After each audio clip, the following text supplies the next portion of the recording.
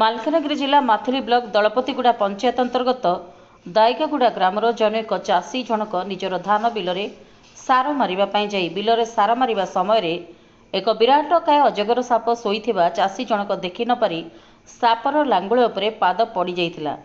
ପାଦ ପଡ଼ିବା ପରେ ଜନୈକ ଚାଷୀ ଜଣକ ଭୟଭୀତ ହୋଇ ଚିତ୍କାର କରିଥିଲେ ଏବଂ ଭୟଭୀତ ହୋଇ ଚାଷୀ ଜଣକ ବିଲରୁ ବାହାରି ହିଡ଼ ଉପରକୁ ଚାଲି ଆସି ଚିତ୍କାର କରିବା ପରେ ତାଙ୍କ ଚିତ୍କାର ଶୁଣି ଗ୍ରାମବାସୀମାନେ ଯାଇ ପହଞ୍ଚିଥିଲେ ଏବଂ ସାପଟିକୁ ଧରିବା ପାଇଁ ବନ ବିଭାଗର ଅଧିକାରୀ ଓ କର୍ମଚାରୀମାନଙ୍କୁ ଯୋଗାଯୋଗ କରିଥିଲେ, କିନ୍ତୁ ବନ ବିଭାଗର ଅଧିକାରୀ କର୍ମଚାରୀ କୌଣସି କାର୍ଯ୍ୟରେ ବ୍ୟସ୍ତ ଥିବାରୁ ଆସିପାରି ନଥିଲେ। ତାହାରି ଭିତରେ ଗ୍ରାମବାସୀ କ'ଣ କରିବେ ବୋଲି ଉପାୟ ନ ପାଇ ବାଧ୍ୟ ହୋଇ ଗ୍ରାମର କିଛି ସାହସୀ ଯୁବକ ସାପଟିକୁ ଧରିବା ପାଇଁ ଆଗକୁ ବାହାରିଥିଲେ।